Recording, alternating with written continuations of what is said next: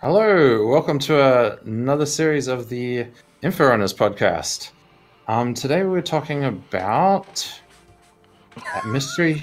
What's the ship that they're going to be showing off this Friday? And some other small tidbits, yeah? Hmm. Yeah. So how's everyone been? It's been a little while. A week. I'm knackered. I'm knackered. School year started. Yeah. Alright then, so I guess we should talk about this mystery ship. So the mystery ship comes around, reverse the verse, right at the end.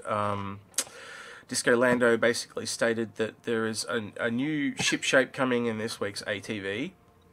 And we thought might have a speculation of what it could possibly be, just for a bit of fun, get a bit of community involvement His coming back. exact words were, "I've been waiting a long time to reveal or show this ship." You know, he was like, but that's all we have to go off, is it, or not?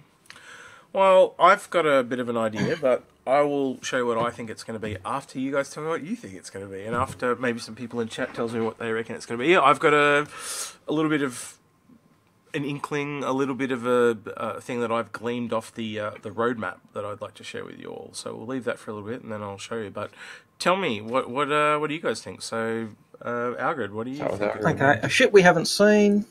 They've been waiting a while to show us. Got to be Xeon. Okay. And what type of Xeon ship do you reckon it'll be? Xeon cruiser, Xeon merchantman. You know, some Xeon big ship. Some big Xeon ship. Won't be Banu because we've already seen Banu. Won't be Vandal because unless it's some new form of Vandal we haven't seen. But we've seen quite a lot of those. Xeon's the only one we haven't really seen.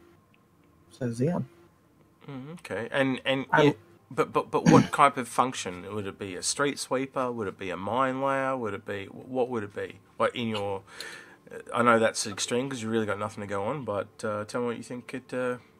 I would say Xeon, since Xeon owned Cryastro, the Cryastro range. I would say either a oiler type thing, a fuel refinery ship, or a repair vet ship, or possibly even just one of their military ships that's patrolling their assets. Oh God, I hope not another military ship. Not another military ship. Anything but that. No, knowing the game, it'll probably be a military ship of some form of someone. A new military ship. What about you, Haze? What do you think it could be? I don't think it's going to be a Banu ship. Xeon, yeah, I could see that. Yeah. I am so goddamn desperate for industry ships.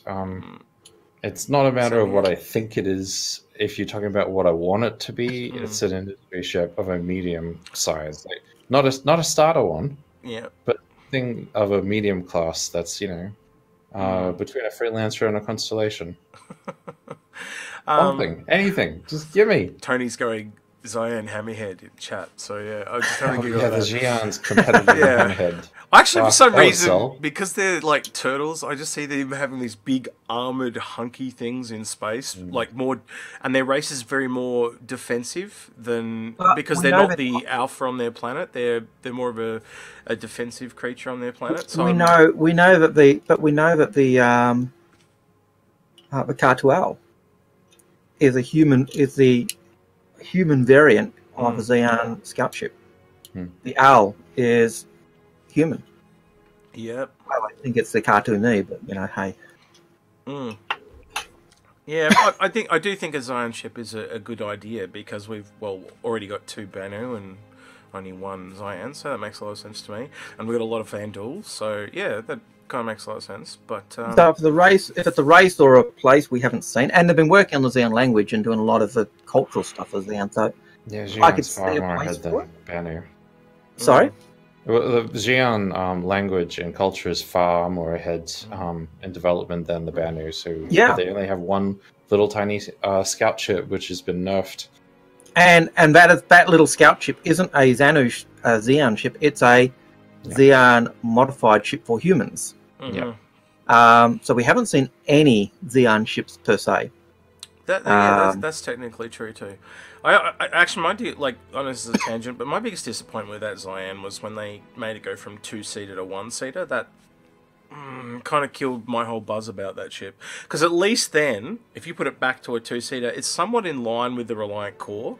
At the moment, it's just, other than its maneuverability, and if you actually, and I know you guys have flown it, it's really maneuverable compared to any other ship. It's a ship without a purpose unless you're into M50s. Well, I actually think its purpose, and I've said this to you guys both personally before, is it's the wormhole navigation. It's the only thing that makes sense to me. In lore, it's not supposed to be that, though. It's supposed to be actually, in lore it is. Fighter. In lore, if you actually follow the Cyan, they're explorers, and the fact that it's a scout ship tells you that it's meant to go through in front of other things, and exploring wormholes is exploring, and scouting is... Xeon also heavily military. You know, that's a military ship. There's pictures of them. Well, it depends on the planet. It's actually or the system. It's like Algared said. It's actually not military. It's a human variant. It's a human that captured a Xeon scout, and they were talking about them called quarks. And yeah, I remember that. The humans were really scared of fighting with those because, you know, they were so quick and agile and maneuverable. That's a fighter. That's military. I don't believe for a second it's exploration. But it's like Algared said, this version is a human variant that is not as good as that one. And that's why he's saying that Al was a joint. It's like you trying to say an F7C because it's not a Super Hornet is a exploration vessel. I'm like, no. Look, I would say it's a light fighter. I would put the I'd put the even the Gladius in that same category as kind of being a scout fighter. You know, your light fighters are your scouts. Your P-52 could also fit in that category as being a scout. I could also categorize them as interceptors. That's you know. Of course, the P-52 is useless because it has no jump. So don't even bring those. Those aren't really fighters. Those are mosquitoes. All right. So should I show you my little bit of evidence that I think what it might be? And all right. So what do you think it is first before you show us? Well, what I think it is it could possibly be. And this is a possibility, and I think at the very least, the evidence I have, if it's not this ship, it points to one coming this year, right? And I think the evidence I'm going to show is based around another repair ship. And I'm just going to switch here to a browser so everyone can see what I'm doing. This is the roadmap here. If you go into 3.0, and I think it's... Oh, shish. I'm not actually on the browser. I was on the overlay. If you go into here, it says repair ships under 3.0, and it says added functionality for repair ships to fix other ships. Now, there's no mention of the Crucible anywhere in this roadmap. So either the Crucible's coming out, or it's another ship, because it's a functionality for a ship to repair other ships. So therefore, it implies that it's a ship that repairs ships. So by logic, if it's not the Crucible and it's not been announced, it's something else. Well, they did always say they wanted to have a tug ship as well at some point. But they do need to get some sort of repair other than hand tools and the Crucible. They need to be a smaller scaled repair ship. So, you know, it is one of those industry ships. I mean, at the moment we have, small mining?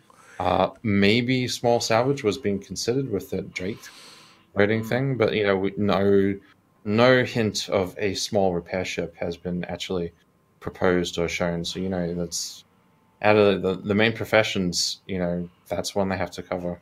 Yeah. Well, the Vulture could pass as a repair ship. That to me is the internal salvage ship, and I'm actually expecting to see something else like what we've talked about before with a more medium focused ship that has that's half salvage, half repair. Half salvage, half. Sorry. Saying the Vulture has repair abilities is like saying Hyena is a first aid dog, and when it turns up, you expect to get healed as opposed to eaten. Yeah. What he just said. Yeah. I don't. Yeah.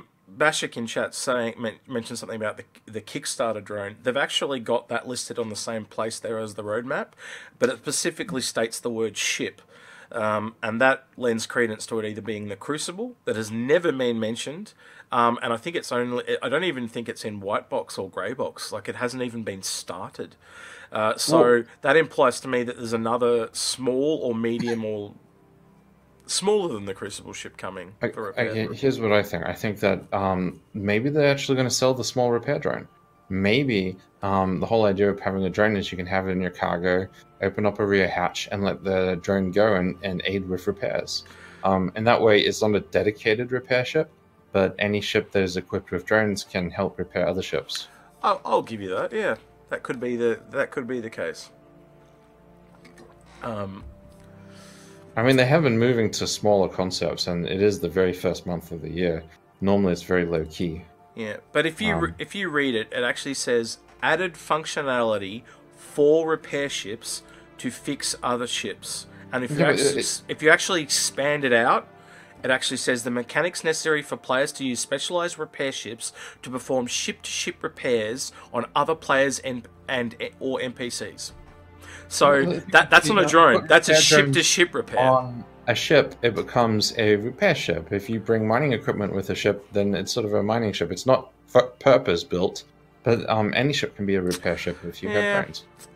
I can see where you're coming from. And they have talked about that type of thing, having the modules in, and that could be, they could bring in.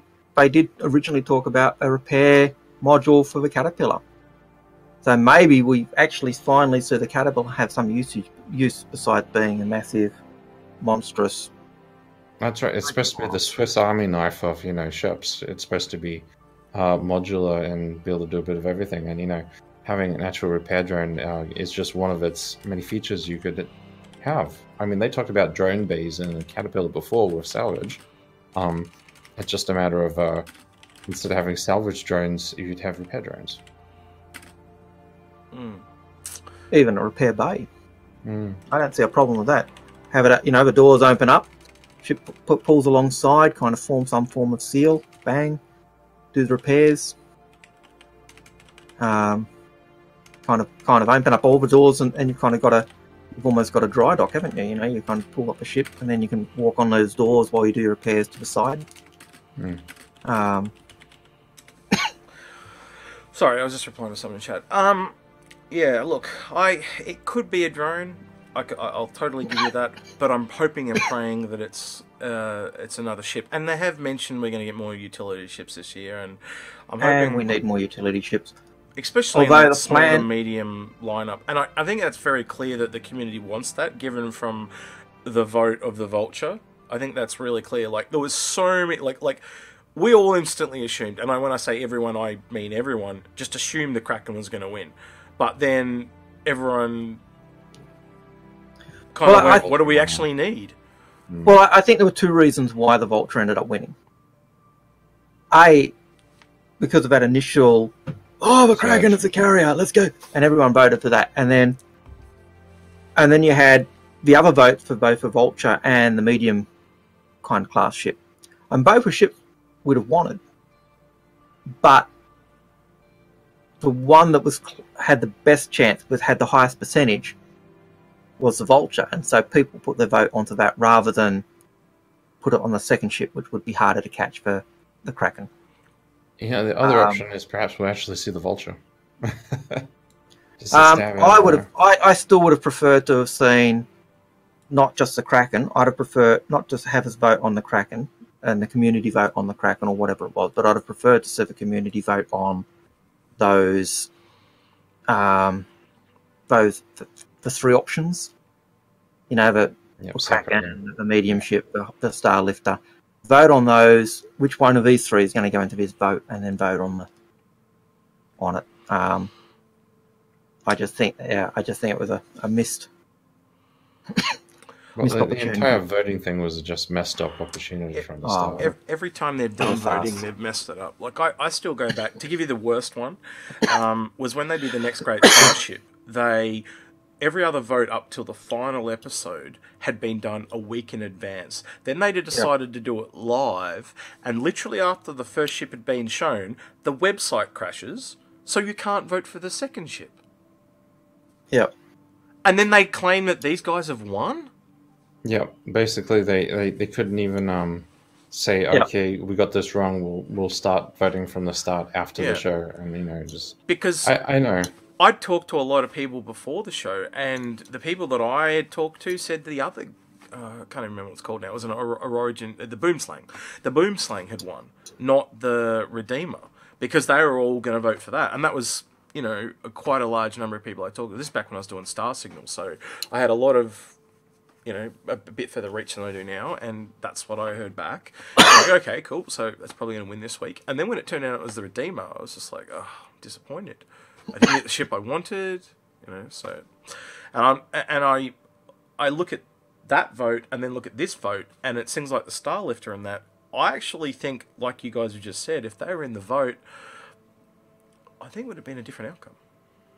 Yeah, and even the way the Kraken was sold, like as a, you know, the way it was billed was everything.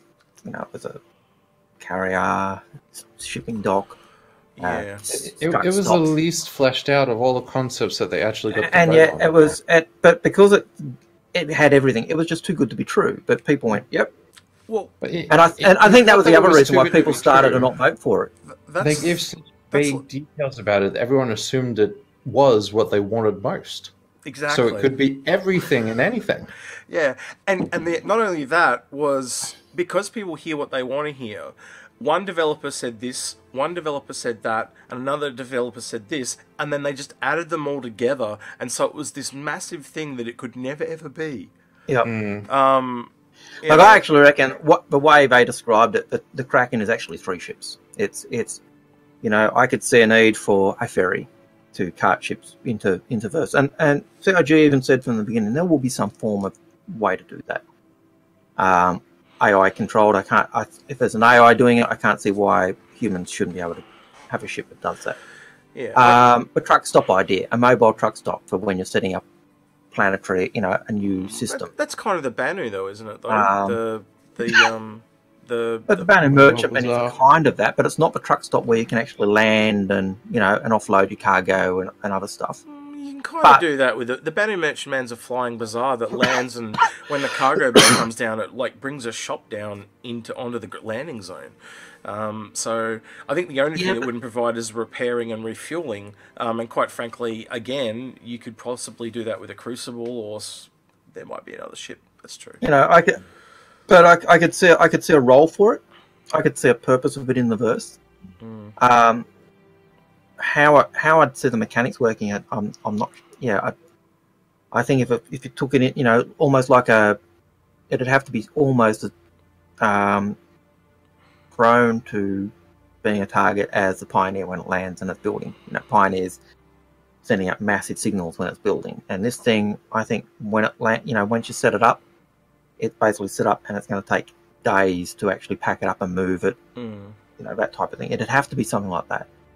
But I could see a purpose of one of these mobile space station support platforms, because when you set up a new planet, you don't have those big Olisar stations already. You've got to have some interim, and that would be a good interim. The mobile truck stop would be a good interim.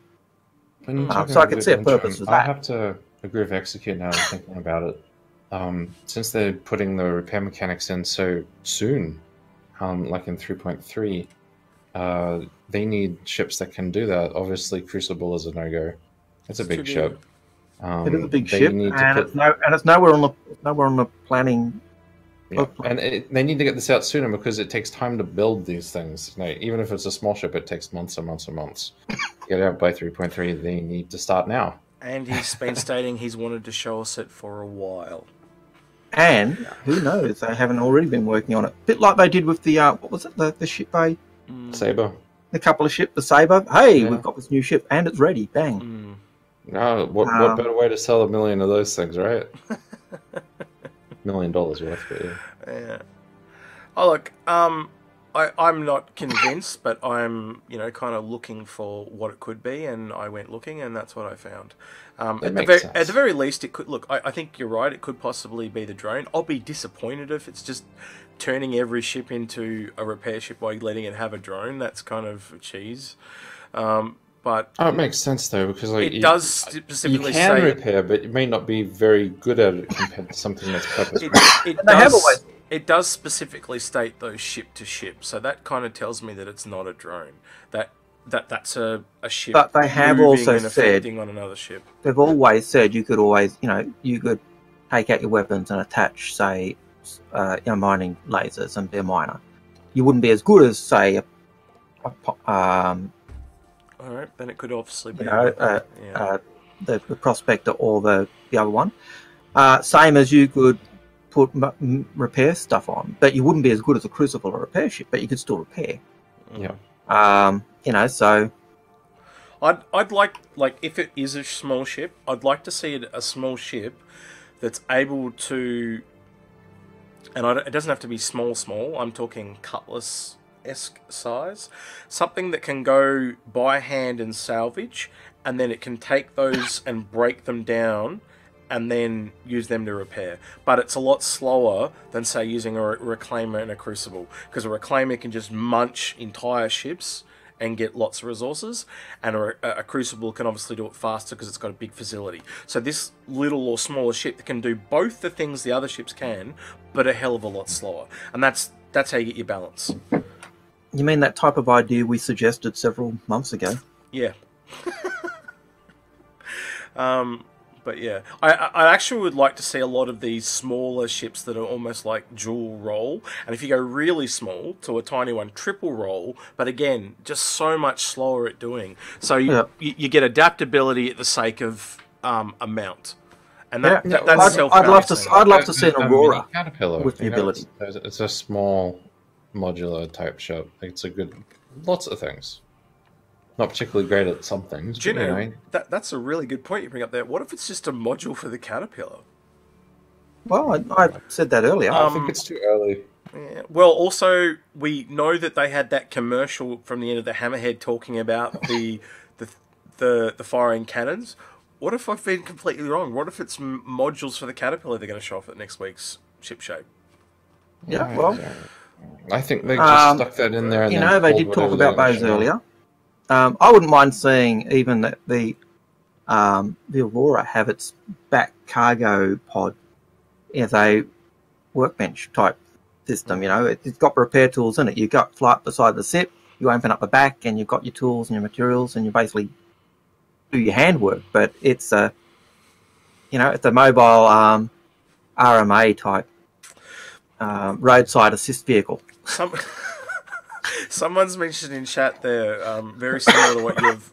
Alanki Sigalansky. I can't pronounce that. That's terrible. I've just butchered their name. Hopefully it will be the legendary...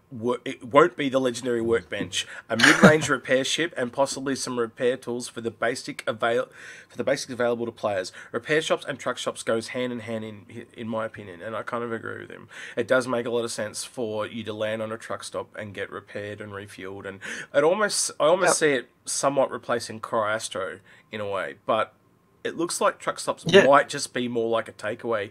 They're another version of Port Alisa. I think. That's you've got to remember. I think the truck. See, I think you've got to think of it in law.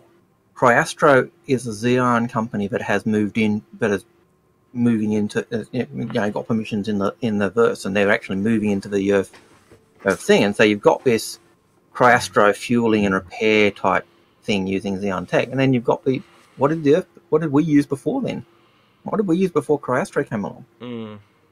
Truck stops. Colby Navarro says the Argo all variants will get repair arm, or was that just the search and rescue variant? I don't ever remember there being a search and rescue variant, so if you can send me a link. No, the Argo is a search and rescue variant. In fact, the passenger variant is a search and rescue variant. Okay. And does it have a repair arm? They talked about a repair arm at one stage briefly once. There is a repair arm that's supposed to be added to the Argo. The Argo is supposed to have it. They hadn't got it ready when they released it. And the Argo passenger, the pod on that, is actually the escape pod, the 8-man escape pod from the Javelin. That's interesting. Which is also why the Argo P comes with a Javelin, as opposed to the Argo C, which comes with the Idris. Interesting to know that. I didn't know about the repair arm. I must have missed that. Very unlike me to miss some stuff, but okay. The Argo is not just what those two modules are. The whole idea of the Argo is being able to disconnect and connect to other container-based systems. That's right. Both containers are take off. So your cargo module for your Argo is your Idris. You just disconnect that, and that module without the cargo pod goes off, and it finds the escape pod, links up, brings them back. Okay, so maybe there's another variant for the Argo that has some kind of salvage/repair container, and also that also makes the Argo our small repair ship. So we'd be looking more like at a more medium large, somewhere in between the two, between the Argo and the Crucible. Yeah, okay. And that would make the Argo a useful ship for, say, around a Cryastro, where a big ship like a Javelin or an Idris can't use for a Cryastro, or can't really use a truck stop. But it would pull into those areas, and then it would use those repair ships to, get the supplies and go up and repair the outside. That's how I'd envisage it. I always saw those Argos as being able to do light resupply, personnel transport between ships and planet, and being able to go in as a supportive ship. It needs to. They are the jack of all trade. They are ship. They're the X-85 of the Idris and the Javelin, basically. They're the ship that allow you to go down to planet and bring up supplies and all that sort of stuff. Craft. Yeah. I really like the Argo, especially in the game at the moment. It's like a tank. You can literally ram stuff on it, just... but it's like those, like the defenders of the... No, Guardians of the Galaxy. Yeah, it is, actually. Yeah, it is. Very much, yeah. But, that would be really cool if there was definitely some more modules for it. It is a really adaptable ship when you look at it. The only other ship that I can think of that looks designed modular is the Caterpillar.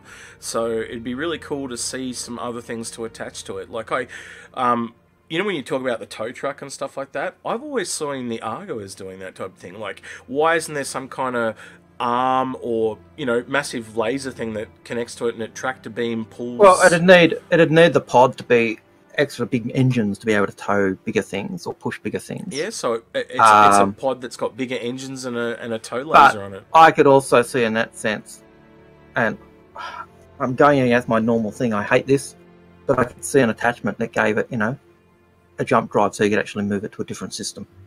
And I hate that because I hate the fact that every ship has a jump drive, and I think that, you guys know what I've often said, it's a carrier-borne ship. Why the flipping hell does it have a jump drive? It shouldn't have a jump drive. That's why it's on a carrier. But, yeah. BJ Zap, I hope I'm saying that right. I probably am not. Says, what do you guys think of the concept of not all truck shops - Cryastro accepting all sizes of ships, and having limited number of pads, so that it's possible you need to wait for service? I'm sure they've said something, that they're planning something. Just curious about your thoughts. They have generally indicated they want to move away from probably more, not just landing pads, but also having hangars. Because you can have multiple people in hangars. They only need to be during the entry and exit phase. There's something there. And then someone else can immediately come out of that hangar again. And so that gives you that flexibility that you can have lots of people at the station parked, but not having enough pads, because the hangars will be sort of instanced. And when someone wants to leave, only then does it need to open the door and let the ship out or in. No, I kind of agree with that concept. No, Tony, and I've also got to say I disagree with Tony. All right, yeah, we know how you feel, because you're gonna go off on a round. I can hear it coming. Even though I love the Merlin. Well, let me answer his question that Haze just asked. I kind of do agree. I reckon it will be something like that. It's just how big are those hangars going to get when it comes down to does something like a Javelin? Because a Javelin, I think the hangars will stop after the Idris, because only things that can land will go into the hangar.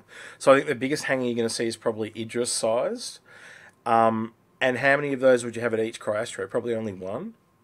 I think there'd be a lot of Cryastros that couldn't even fit in Idris. It'd be like, So would they be docking, and they would have drones and stuff that come out to repair the bigger ships, like, say, a Javelin or an Idris? Is that what you'd see? The good thing about it, they wouldn't have a pad big enough for it, but like they said, if you had a docking collar that came out from the side of the station, you could dock a lot of ships. Yeah. Well, you look at the Port Olisar, the old Port Olisar pic. That used to come up, and you had I think it was 3 Idrises parked to that kind of Port Olisar using a docking collar. Yep. And it was easily room for 3 or 4 more. It looked like 3 on each side type thing. You could have easily got, and that's how an Idris would dock. I imagine a Javelin would use something similar. I think the use of drones for a repair at a Cryastro with a dock makes a lot of sense to me.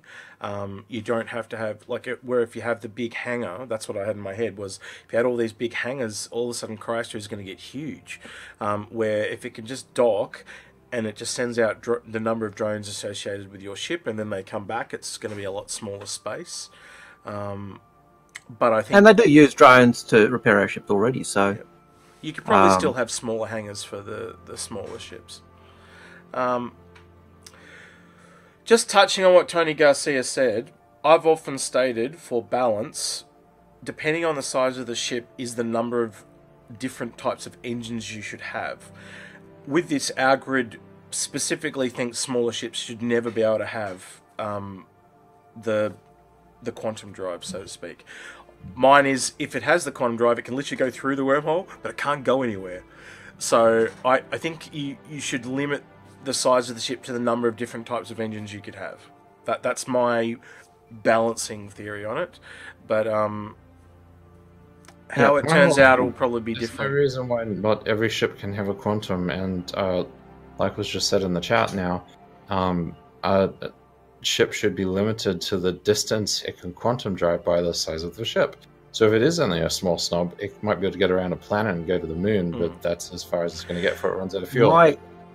In answer to Berjak's question, my view is that big ships or ships that have living quarters, jump drive. But generally, if it says it's a carrier-borne ship, it shouldn't have a jump drive. It uses its carrier to get there. Now, at the moment, we've got Sabre Hornet, which has a jump drive and quantum drive. And that jump drive and jump fuel is taking up valuable quantum drive fuel. And at the moment, we've got all these ships that have jump drive and quantum drive, and then we've got the P-52 that has nothing, no quantum, no jump drive, no nothing, because it's a snub ship. And I think the balance has to be, we've got ships, if the carrier-borne ships or the single-player ships have a jump drive, then, and the Argo as well, then the Argo and the P-52 should get a quantum drive. Because otherwise you've got a 2-jump separation. But I actually think the rationale for them saying, okay, the Argos and the P-52s that have only local space jump, okay, fine. If that's the way they're going, then the single pilot ships, the carrier-borne ships, they should only have quantum drive to give that one jump step, and then you get the next label of ships that have jump drive, and so it gives a wider variety of our ships. But at the moment, everything can jump drive bar Argo and P-52, and I think that's wrong. I've looked at this from other ways too. Because if you look in the lore, the original quantum drive was a misfiring jump drive. So basically, it was something that was leaking on his drive and allowed him to go through the wormhole or something. I've often thought, what if they had drives that change their distance based on what they are? So basically, it can only go from like a planet to the nearest wormhole and then go through the wormhole. But if you want to keep jumping through a system, you need to change the drive to a drive that allows you to jump really far through a system. And then pairing that with what I said earlier was the size of the ship determines how many different versions of an engine you can have. So something like a Merlin can only have one. I do agree with you on the fighter thing. I don't think fighters should have more than one. I think they should only have one, but they can change it. So if you buy a couple of different engines, you could technically carry one in the cargo bay and land on a planet, switch it, and then fly off and go again. Or hire one on a planet or whatever it needs to do. Because I actually think the idea of carrying ships like on a Idris is almost redundant when they can get there on their own. Yeah, and I think part of the reason why they had the jump drive was because originally, the game was a lot smaller, and so jumping between systems was thing. But now you look at Olisar, not Olisar, Crusader. Mm-hmm. Crusader itself is huge.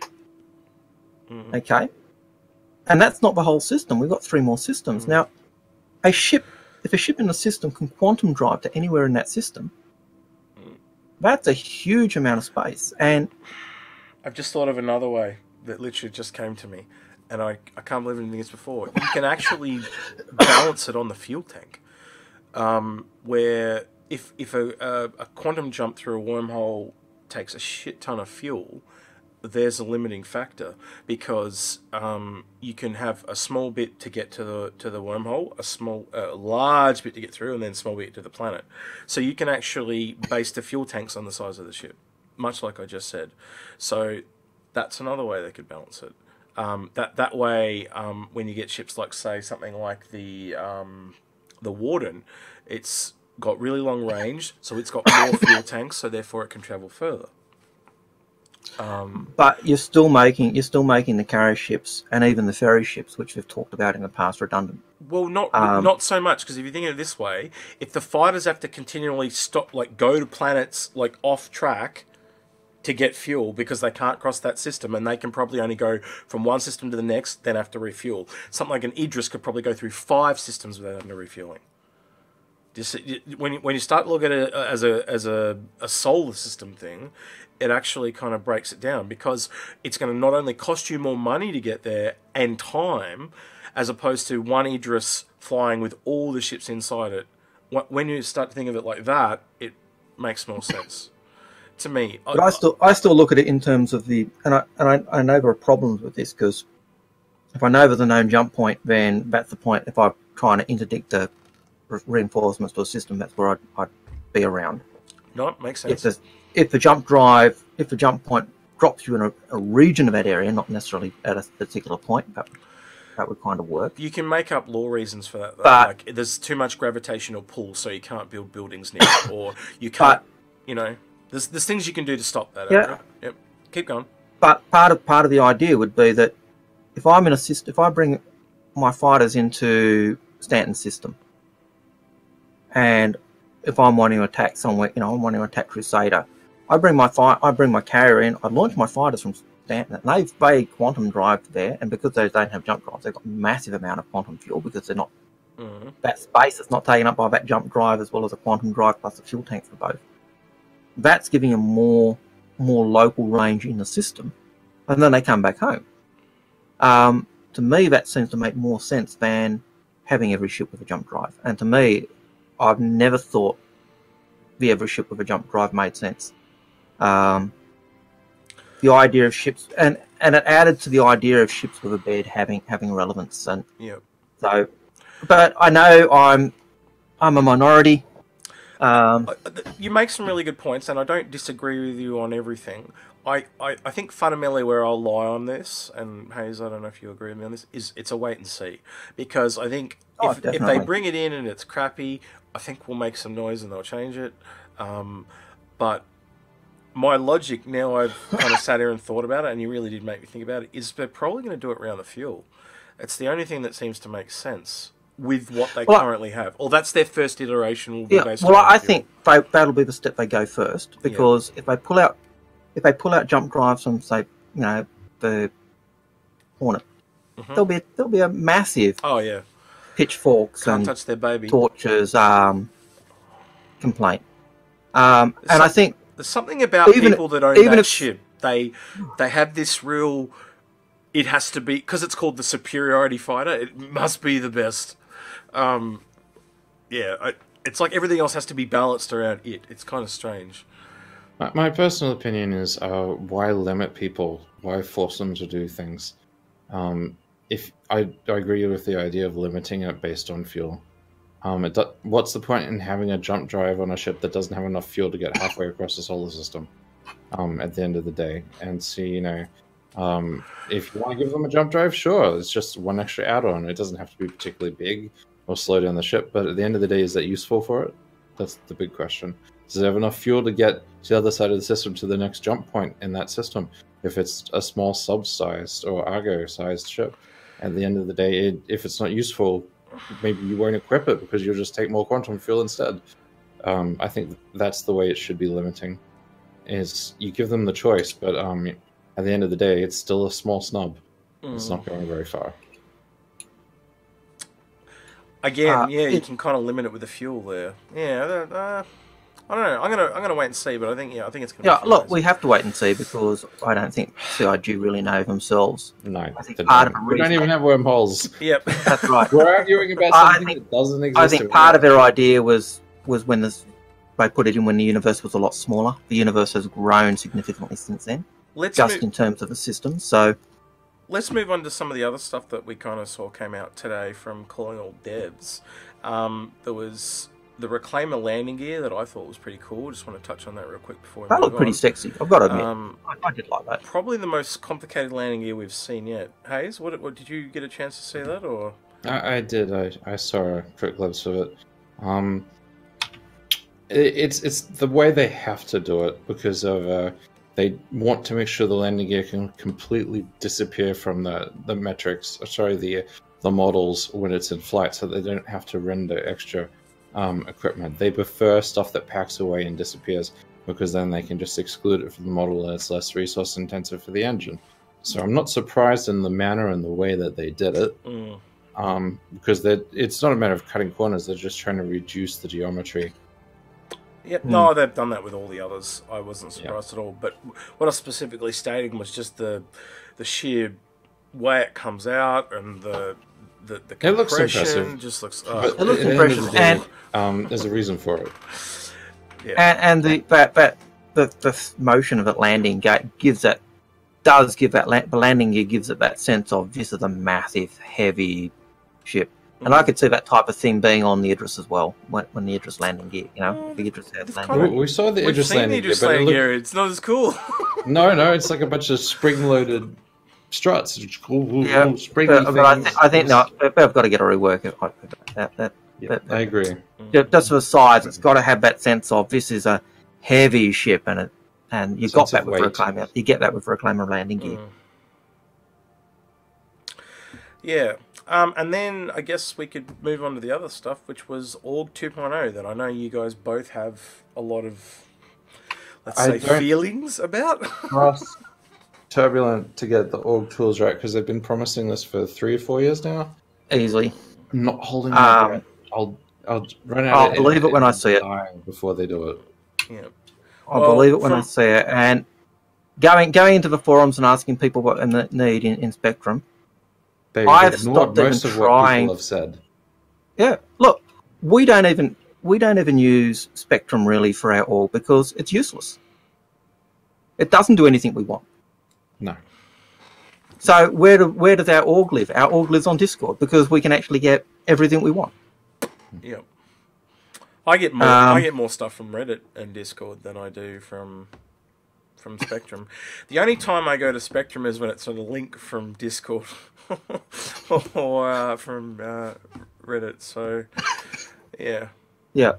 Yeah, at the end of the day, a combination of Reddit and Discord and any other form of social media, Spectrum is dead last. I hate to tell you.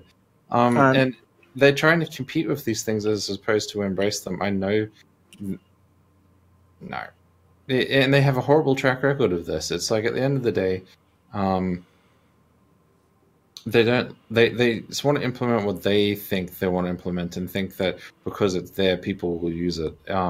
As opposed to, I actually prefer the old forums because it had more functionality. It has more powerful. It had more features. It was easier to post up posts and web pages and format and proper HTML. And it's like this new interface of Spectrum is like going back a decade in sort of user forums. It is disgusting. It is painful, and it is rather ugly as far as I'm concerned. Especially, we don't even use it. And I found even trying to post a series of posts in making it dedicated and do it because has he gone robot for you? Just me? Okay, I just want you guys to both went slightly robot for me. So, did I? And if everyone's hearing what I'm hearing, you just went robot for everybody. I don't know what's causing that, but hopefully it fixes itself. Look, I think they already do. Someone's just mentioned in chat they should do a Discord API, and I think they kind of do really use a lot of Yeah, turbulent moves at the speed of a snail crossed with a turtle. It's just glacial and glacial, but I have no confidence in Spectrum and org tools and Turbulent doing anything in a timely manner, let alone making it a really good job of it. They're Look, they good may at do a really selling good job. pretty graphics and the sales and making things look pretty, but when it comes to functionality, it has never been there. They may get it done. They may do it. You know, I know in the past have said they've been pulled off. I don't see. Yeah, call me back in 5 years. Yeah. It's like it won't happen overnight, but it will happen. Yeah, not in time. Not in time for it to be useful for us, anyway. But yeah, so yeah, that's. I'd like the org tools to be there, but I think in some ways whatever they bring in will be too little, too late, because everyone's moved to different systems and set up, and so it's either got to be really, really good. And offer a real good functionality, or people won't use it. And I'd love to have us using a thing that was linked to Star Citizen and all the rest of it, but got to sell it and can't. Yeah. I don't like using Spectrum, and I'd like to see it.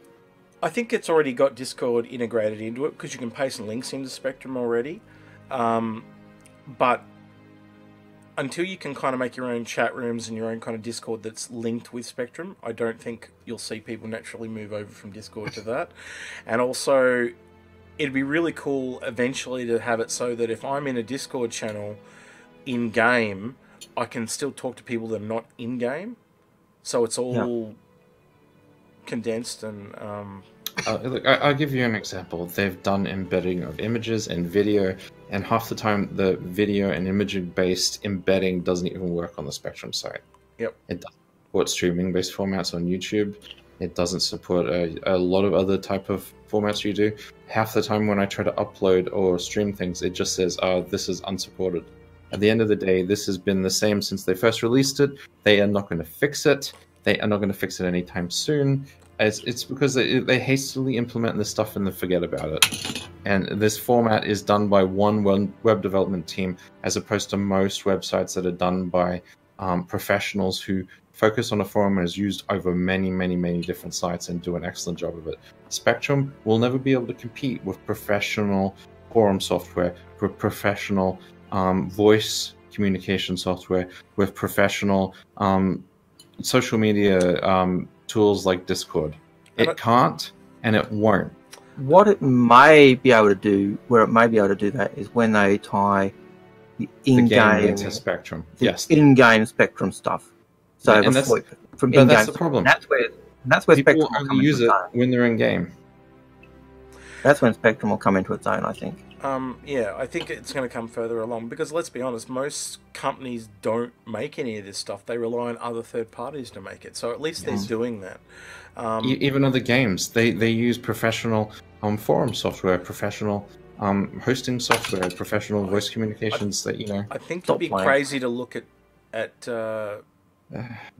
Spectrum and not realize that it's got Discord in it. It is Discord. Like you can tell just looking the way it's laid out.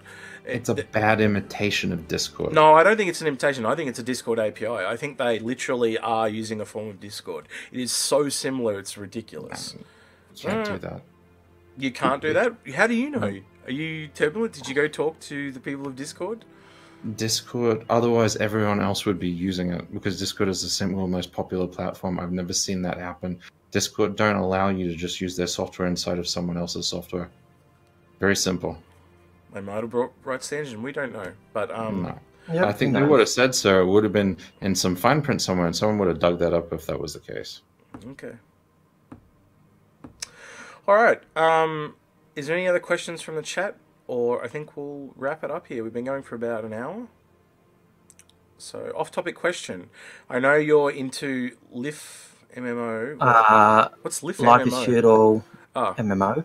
Are you planning on getting into KCD Kingdom Come Deliverance? Yes. March? Adjust headset for yes. Adjust glasses for no. So that is for yes. That's a yes. Did yes. I miss and you yes, guys talking about Kingdom mystery Come shop? Deliverance is kind of out. So if you haven't downloaded it, Just for Cam I the was waiting for Slayer. the reviews before I buy it. Yeah, I'm almost Was the it review- same. was it- okay. The bad review is it uses CryEngine. Oh no! Like, yeah. So what's the bad? Is that it? What I heard from the previews that I've seen from people that have played it, and we're talking about IGN and GameStar and Care things about like that. them. They've basically said that it is a very realistic story. It does get a little bit lull, but they like how expansive the world is. And every time you do a quest, there's multiple ways you can do a quest. So it's very AI driven, and it's very cool from that perspective. So It is a single player game. but it's a realistic story, and it's single player. Yes. Yeah. I originally got it when it was in its development because way back when it was one of the games that was talked about as a game that was being Just developed. after Kickstarter, it was.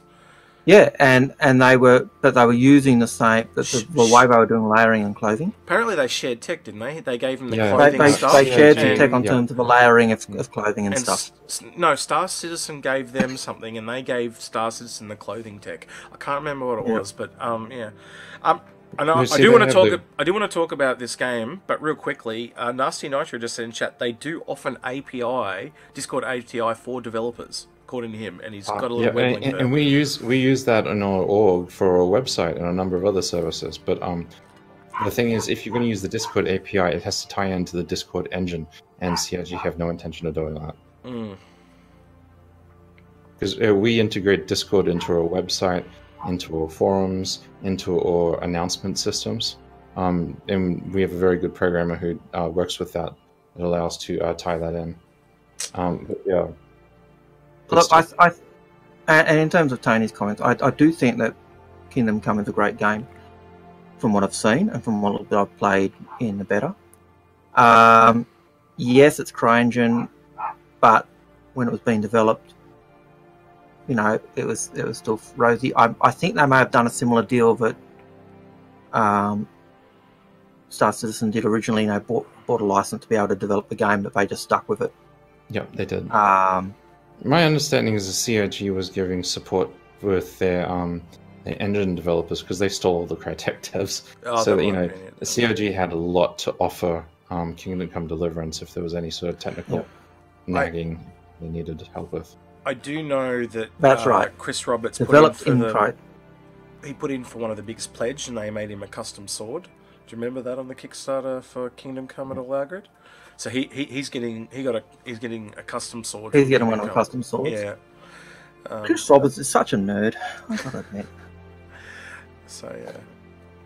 He's about as nerdy as I am, I think. Yeah, I think. Look, I'll say this about Kingdom Come. I think that the cool thing of it will be the sword play. I like how they've got the 5 points of the the sword thing. I've seen it done in other games, but it's only above, to the left, and to the right. And I'm thinking of Chivalry Medieval Warfare. That's the game I'm thinking of there. Unfortunately, that developer decided to make a Persian-style mystery game or magic game, and I think they've kind of killed off. There was also What one they of were Rose's version game, and there was also the Vikings game. All three very similar to the Chivalry one. Yeah, so I think though with the 5 points of the star, it's definitely gonna. I'd love to see a multiplayer just a dueling game. I think that'd be kind of cool.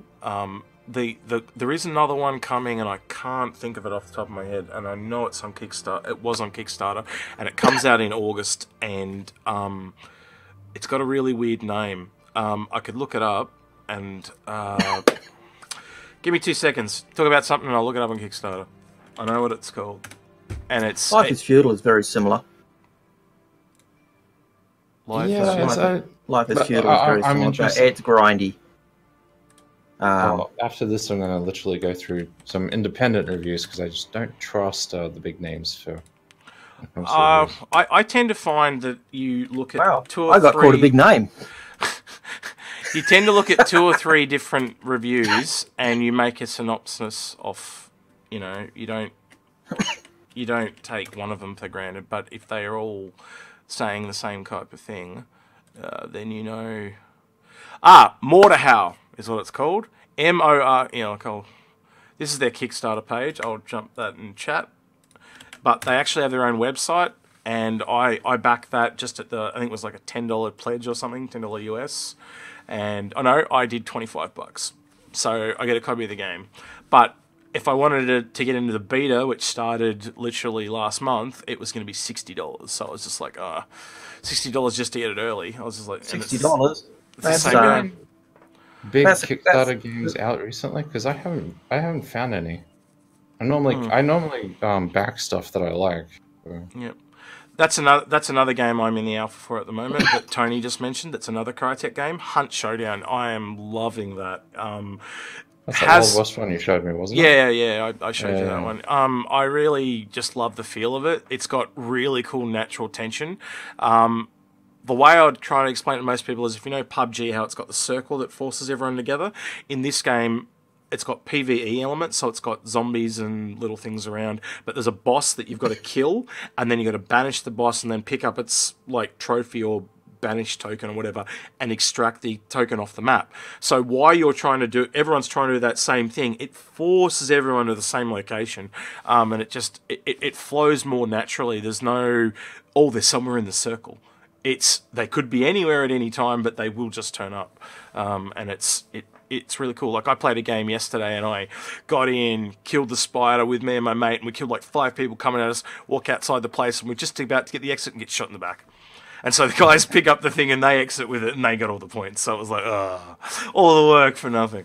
But yeah, so it's really cool. Mortarhow that I pasted there is really like a spiritual successor to Chivalry Medieval Warfare, but I think it's got the 5 points of the star like Kingdom Come, and I really think they've upped the quality of what Chivalry Medieval Warfare was going to be. So if you're a fan of those fighting games, check out Mortarhow. I think it's really cool. That's why I backed it. Anyway, going back to Star Citizen. Yes, after full loop. Excursions. Mag boots. Oh yeah. No mag boots. Or mag boots but without the zunk zunk noise. Am I the only person who particularly is against automated flight systems that supposedly do something for you automatically? Elaborate? Well, it's sort of like having an AFCS system, but for a spacesuit. I mean, yeah, it is. Yeah. That is what it is fundamentally. And it just pushes you back up against the surface. Or whatever they call it. The ATS system for a flight suit. If it keeps using your oxygen, though, to keep you walking along the surface, I've got no problem with it, because it's going to still use oxygen when you're up and EVAing anyway. So it's using your fuel, then. Yeah, I still like the idea of the mag boots, the old technology. It kind of has that Star Trek-y feel. But I think they're just being incredibly lazy and thinking, the computer can do all the work for us, as opposed to just fixing one person to an object. Well, as I said, it's your thruster pack that does it. If your thruster pack's knocked out, then you're up a creek without a paddle. Yeah. In which case, why are you in? Also, what if your thruster pack's damaged or shot? You might not be able to do certain things. So it's the same. Yeah, I think there's levels of turbulence that that it won't be able to account for, and you'll be shaken off. And then if they also have the inverse, where if I happen to shoot someone's pack and one of the thrusters just goes insane and they spiral off into space, I'm all for it. You see, the mag boots make a lot of sense. The idea that I am opening a panel externally, I want to be sat in place while I work on this. I don't want to be shaken off or anything else. Mag boots make sense. You don't want to move.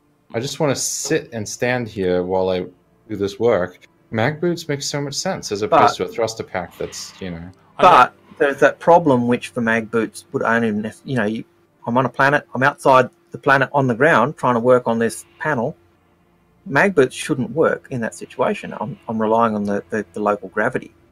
I might need to have a different situation with space as opposed to gravity and atmosphere, But I think mag boots in connection with heck tether hooks would have been cool. a pain in the butt.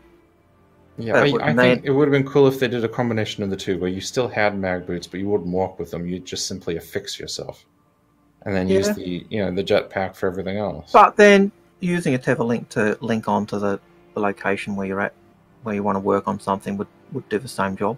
Yep, I agree. But yeah, I could see if they were using the mag link, the mag boots and the tether links, and even if you have to have some form of control of your movement with your backpack, especially if it's damaged, you've got to compensate that with other things. Which means if you're skilled at it, great. I'd suck at it, to be honest, but but yeah.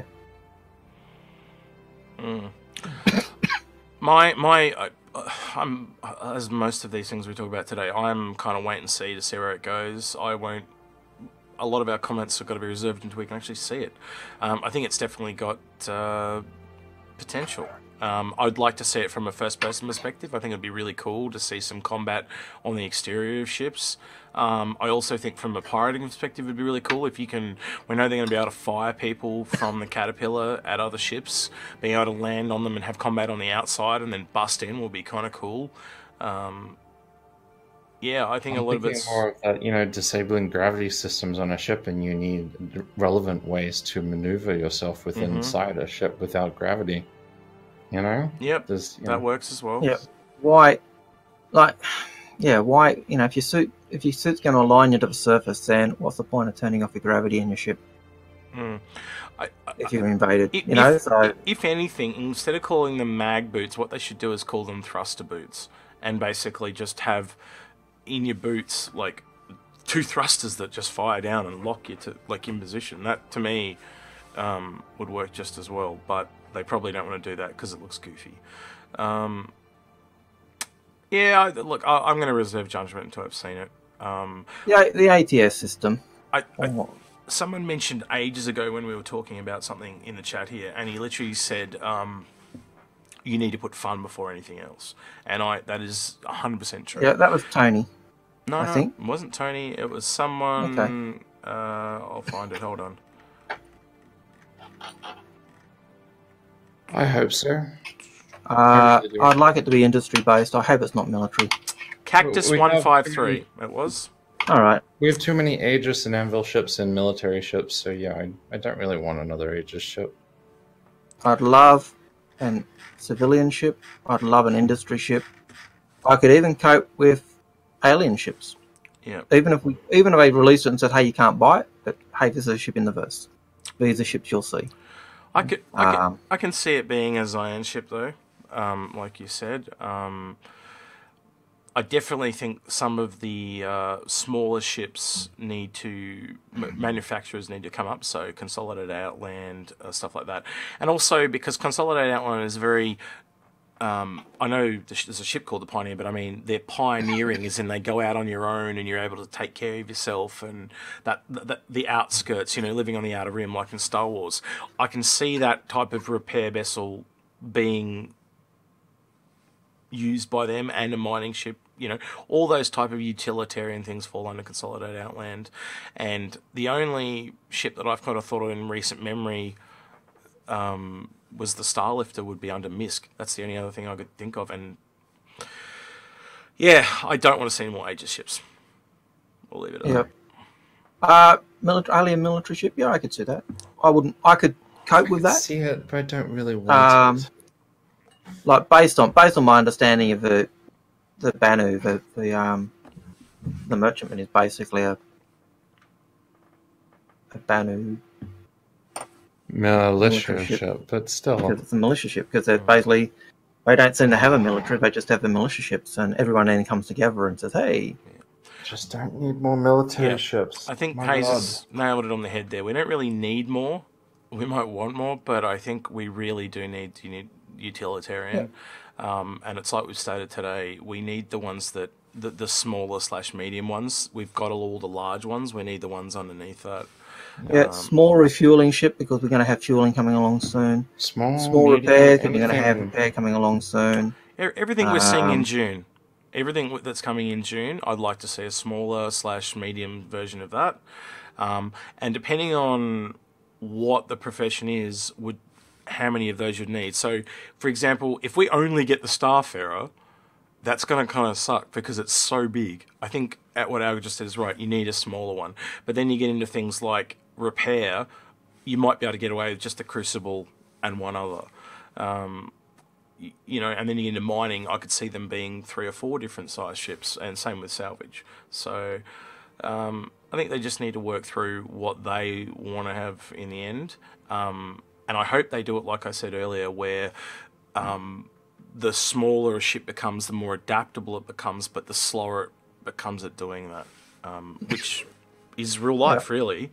You know, we see massive mining operations, and then we see a guy with a pan, and he's obviously a lot slower than a huge mining rig. Yeah. And I actually think that's the other thing that I'd like to point out too, is I actually hope there is hand versions of all these. So if you want to go up and mine by hand, you can mine. If you want to repair by hand, we know that's a fact. But same thing with salvage. I reckon any ship out of salvage, you just have to drag it into your ship. And if it's got a cargo bay, you can take salvage. It's that simple. And then, like Dyson and I and you guys talked about during the holidays when we were talking about another ship, is the ability to crush cargo. I think a ship that can compact cargo, that ship that we came up with on that day, sounded really cool to me. Like, just the ability to have a ship that just compacts on the spot and then you take it to a refinery seemed really logical to me. And so maybe that ship that can almost carry as much as the Reclaimer, but it can't do the refining, you know. Or the other part of it might be is it might have some other benefit that I haven't thought of. But yeah, and if it doesn't have the refinery, that would save a lot of space as well, because you know that's a big chunk. At the end of the day, it salvages, it crushes, but then you use another transport ship to take what you've just collected and processed. You know, that makes a lot of sense, because smaller ships are better when they don't do everything. They do one thing really well. Yep. I mean, that's the same as the Prospector. It doesn't hold much mining stuff. But you pair it with a transport ship, and it's, you know, a match. I actually think it needs to go the other way. I think you want your really big ships to be good at one thing, and your smaller ships are capable of doing multiple things, but not as well as the big thing. Because if you think about it, as you scale the size of a ship, you also scale like org mates and friends. So if you look at something like multi-profession ships, but that's not a Prospector. No. But that's how I would do it, I'm just saying. Have you guys got anything else to add? Or I think we'll wrap up here. We've been around an hour and a half. Calm the Slayer says, what day will they talk about the new ship, and did they set a date? I think it's ATV. It was ATV. Ship shape on this week's ATV. So it'll be Friday for us here in Australia, Thursday for Americans. Americano. I guess we'll wrap it up now. Thank you for watching another episode of the Inforunners podcast. If you like our show, don't forget to subscribe and like us. If you have any other questions that you would like to ask, make sure to put it down in the comments down below. We'll probably be on Discord for a couple of minutes after the show if anyone wants to join in. If join us and ask some questions, that's fine. If not, we'll... Or if you asked a question and we didn't answer it, feel free to ask it again. Likewise. If not, we'll see you next time. Yeah. All right. I'm Execute. This is Haze. And this is... And I'm Algared. I got the direction right. Oh, yeah. It's terrible. Yeah. Bye.